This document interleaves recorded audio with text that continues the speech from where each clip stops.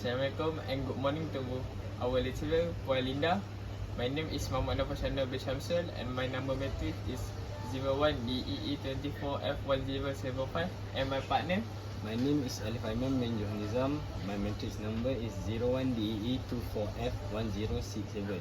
Today me and my partner will do a demonstration how to calibrate analog oscilloscope and we're gonna using signal gen to generate sine waveform to analog oscilloscope.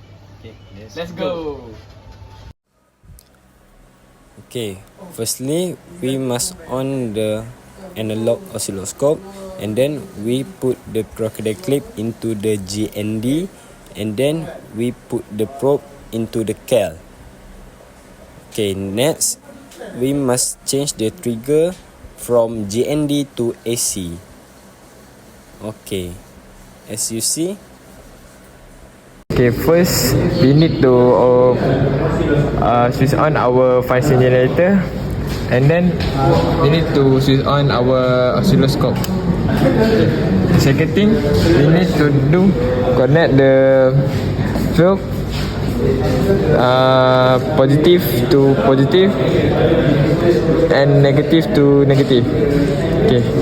The second thing we need to change the VAR from GND to AC.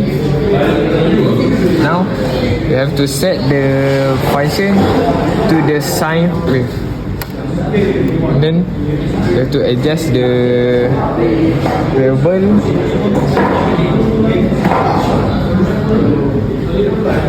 Okay, now we get the sine wave.